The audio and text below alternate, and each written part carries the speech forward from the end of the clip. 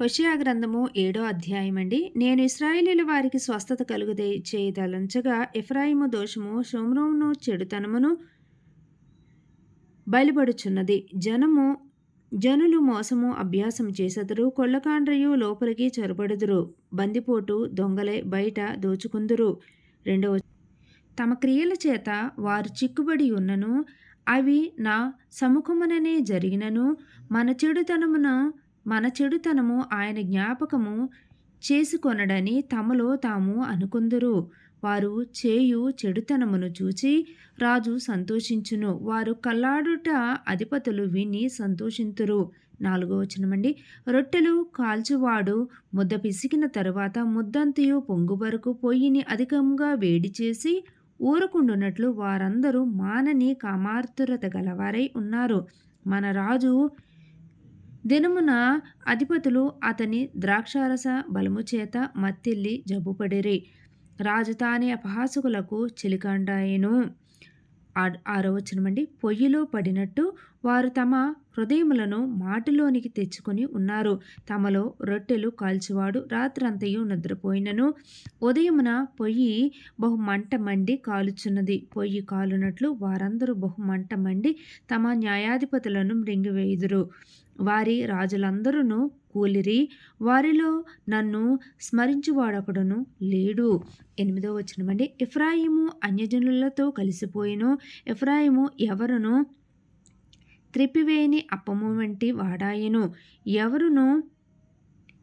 9వ వచనమండి. అన్యులు అతని బలమును మృంగివేసినను అది అతనికి తెలియకపోయెను, తల మీద నెరసిన వెంట్రుకలు కనబడుచున్నను అది అతనికి తెలియదు. 10వ వచనమండి.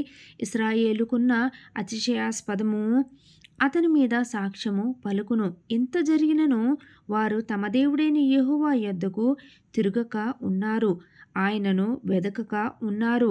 11వ వచనమండి. ఎఫ్రాయిము బుద్ధిలేని పిరికిగుండె గల గువ్వ ఆయను. వారు ఐగుప్తీయులను పిలుచుకుందురు, అశ్షూరీయుల యొద్దకు పోవుదురు.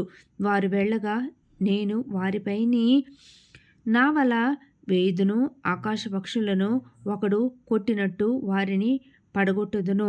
12వ వచనమండి. వారి సమాజమునకు నేను ప్రకటించిన ప్రకారము నేను వారిని శిక్షింతును. 13వ వచనమండి. వారికి శ్రమ కలుగును, వారు నన్ను విసర్జించి తప్పిపోయి ఉన్నారు, వారికి నాశనము కలుగును, వారు నా మీద తిరుగుబాటు చేసి ఉన్నారు, వారికి క్షయము సంభవించును. నేను వారిని విమోచింప కోరియున్నను, వారు నా మీద అబద్ధములు చెప్పుదురు. 14వ వచనమండి. హృదయపూర్వకముగా నన్ను బతిమాలు కొనక శయ్యల మీద పరుండి కేకలు వేయుదురు. నన్ను విసర్జించి ధాన్య మద్యములు కావలనని వారు గుంపులు కూడుదురు.